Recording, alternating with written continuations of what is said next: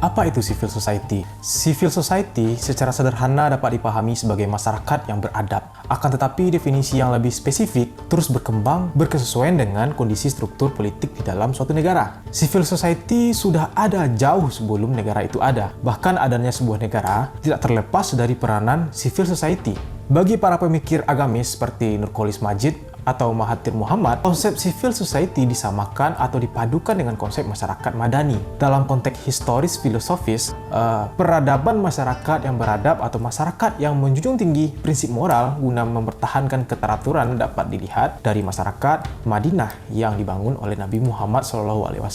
Perkembangan awal definisi civil society mengacu pada hubungan-hubungan yang bersifat horizontal. Bahkan ketika berdirinya sebuah negara, civil society tetap dipahami sebagai bagian dari negara itu sendiri. Namun definisi ini mengalami pergeseran yang cukup tegas ketika negara dikuasai oleh oligarki. Pola interaksi antara negara dan civil society berubah menjadi pola vertikal. Dengan begitu, dalam perkembangan kontemporer, civil society dapat dipahami sebagai orang-orang yang berada di luar negara. Definisi ini kemudian dilengkapi dengan sifat-sifat seperti otonom dan cenderung menentang struktur politik atau berbeda dari arus negara. Definisi ini relevan dengan perkembangan situasi politik Indonesia Orde Baru ketika civil society meliputi akademisi, media, LSM, dan jurnalis dikuasai oleh segelintir orang. Maka semenjak saat itu muncullah berbagai LSM dengan gaya konfliktual. Negara dianggap memainkan peran hegemoni lewat segala bentuk normalisasi kekuasaannya. Artinya, rezim yang otoriter cenderung memiliki hubungan antagonistik dengan elemen masyarakat sipil. Maka dari itu, LSM merupakan perwujudan dari gerakan civil society sebagai bentuk perlawanan hegemoni pemerintah. Lalu bagaimana pola hubungan CSO dengan pemerintah? Belakangan ini, civil society tidak lagi didefinisikan seperti demikian. Alasannya yaitu pola hubungan antara masyarakat dan pemerintah tergantung struktur politik dalam suatu negara. Indonesia pernah mengalami situasi politik luar biasa, di mana keruntuhan rezim Orde Baru memberikan gaya baru dalam pola hubungan civil society dengan pemerintah. Lalu pertanyaannya, sejauh mana regulasi negara pasca reformasi terhadap organisasi masyarakat sipil sehingga menghasilkan proses elitisasi bagi para aktor-aktornya? Pertanyaan ini sebenarnya telah dijawab dalam penelitian yang jika diterjemahkan berjudul Peraturan Negara dan Elitisasi, Kajian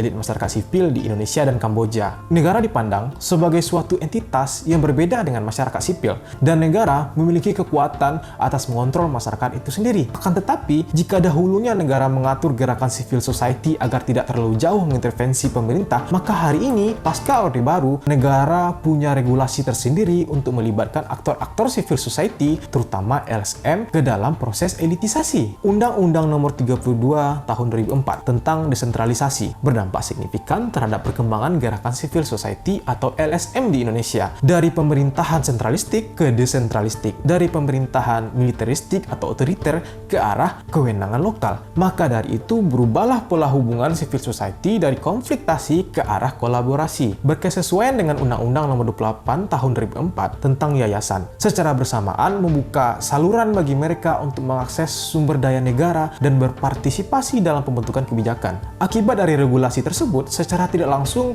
menaikkan sedikit standarisasi dari LSM itu sendiri. Untuk melakukan kolaborasi dengan pemerintahan, maka LSM perlu yang pertama legalitas, kemudian struktur organisasi, dan keterbukaan keuangan. Dampaknya muncullah istilah aktivis birokrat. LSM saat ini dalam konteks gerakan lebih cocok dikatakan sebagai LSM plat merah. Meskipun begitu tidak menyebutkan juga jika eksistensi LSM advokasi mati begitu saja. Namun yang lebih penting bukan itu. Peran civil society organisasi atau LSM tidak hanya dilihat dari sejauh mana mereka mampu memasuki ranah pemerintah atau tampak sebirokrat pemerintah, namun dilihat dari kuantitas dan pengaruh mereka terhadap kebijakan. Fakta ini konkret jika dibahas dalam studi kasus di Provinsi Aceh. Dirumuskannya Undang-Undang Nomor 11 Tahun 2006 tentang Aceh sebagai kawasan khusus, salah satunya didorong oleh kelompok organisasi masyarakat. MOU Helsinki menjadi awal terbukanya kesempatan LSM atau Civil Society Organization dalam keterlibatannya terhadap politik di Provinsi Aceh. LSM tergabung dalam sebuah konsorium yang dikenal dengan JDA. Bersatunya kumpulan LSM tersebut menguatkan gerakan mereka. Pada akhirnya, JDA diberi wewenang dalam pengawasan dan kontrol dalam upaya membangun otonomi daerah. Kemudian, apa dampak desentralisasi dan iklim politik Indonesia zaman reformasi? Perubahan struktur politik di Indonesia tahun 1998 menimbulkan kesadaran pentingnya pergerakan masyarakat sipil atas kontrol terhadap publik. Munculnya kesadaran menggunakan lembaga-lembaga demokrasi untuk memastikan kontrol rakyat terhadap negara, dan di waktu yang bersamaan memunculkan aktor-aktor sipil yang berusaha mempengaruhi kebijakan bukan hanya dari pinggiran, tapi dari dalam pusat kekuasaan institusi politik. Seperti dalam artikel yang jika diterjemahkan berjudul Aktivis Pro-Demokrasi dan Politik Partai di Indonesia Pasca Soeharto. Artikel ini menjelaskan, saat ini aktivis tidak hanya membentuk pilar masyarakat sipil yang dinamis yang mengimbangi negara, tetapi mereka telah memasuki lembaga legislatif dan eksekutif sebagai pemegang kunci kekuasaan. Jelas, para aktivis pernah dihadapkan dengan politisi yang memiliki kekuatan penuh atas kekuasaan. Tidak jarang, mereka juga mengalami tindakan kriminalisasi. Tidak dapat terhindarkan, mereka juga mengalami pengaruh politisasi yang cukup signifikan. Misalnya, tokoh-tokoh LSM reformis telah menjadi pejabat di partai politik. Wartawan duduk di komite parlemen yang kuat, dan aktivis buruh telah bergabung dengan birokrasi. Seperti yang dijelaskan dalam penelitian Haryanto mengenai pelintasan batas aktivis LSM ke bidang negara. Kondisi ini salah satunya muncul dari anggapan jika ingin menciptakan perubahan, masyarakat semestinya harus berada di dalam sistem, bukan di luar sistem itu sendiri. Karena ini malah akan menyulitkan upaya cita-cita masyarakat sejahtera dan berdaya. Alasan lain, aktivis reformasi dianggap sebagai orang-orang yang bertanggung jawab atas keberlangsungan semangat demokrasi itu sendiri. Oleh karena itu, mereka punya tanggung jawab moralitas. Apa yang tengah terjadi di Indonesia sebenarnya tidak jauh berbeda di kasus India. Seperti dalam tulisan Kenneth Bo Nielsen, munculnya kesadaran para aktivis CSO akan kemampuan dirinya dan kompetensi yang dimiliki akan lebih efektif mewujudkan masyarakat berdaya melalui jalur pemerintahan baik legislatif dan eksekutif. Pada tahun 2009, aktivis sekaligus jurnalis dan penyanyi Kabir Suman mengumumkan bahwa ia akan mengikuti pemilihan parlemen di India. Suman termasuk orang pemula di dunia politik, namun ia bisa meraih kemenangan dan menumbangkan lawannya yang bertahun-tahun di dunia politik. Jika dilakukan pengkajian pola lintas batas, maka sebenarnya urutannya tidak jauh-jauh dari yang pertama. Pengalaman menjadi aktivis menjadi modal sosial. Yang kedua, tawaran dan desakan dari masyarakat luas. Atau dalam artikelnya Haryanto dijelaskan aktor masyarakat sipil yang terlegitimasi oleh masyarakat. Kemudian yang ketiga, jaringan sosial yang luas hingga memiliki kedekatan dengan penguasa. Poin ketiga menjadi poin penting yang menunjukkan bagaimana kolaborasi antara habitus dan modal sosial dari aktor LSM itu sendiri. Kita dapat menilai sejauh mana kemurnian gerakan mereka para aktivis yang terjun di dunia politik. Mereka yang dahulunya sebagai cerminan wajah masyarakat terserempak berdiri di pemerintahan. Kondisi ini tentu memiliki dampak bagi hakikat gerakan civil society. Terlibatnya para aktor CSO ke dalam dunia politik memutarbalikkan wajah mereka yang sebelumnya dikenal sebagai kontrol negara sekaligus memainkan peran pressure group. Bagi aktivis sejati, dunia politik hanya sebagai dunia pembohong karena politisi hanya berselimutkan wajah pekerja sosial guna mendapatkan hati mereka dari kalangan masyarakat menengah ke bawah. Seperti dalam kasus di India, gerakan politik India paling populer adalah mereka yang seolah-olah non-politik. Bahkan lebih rancunya, politisi dapat menamai dirinya sebagai pekerja sosial. Sebaliknya, para pekerja sosial memahami dirinya sebagai politisi. Kasus di India tidak jauh berbeda dengan di Indonesia. Tidak ada batas tegas antara orang-orang politik dan orang-orang aktivis. Batas ini hanya ada pada aspek moralitas.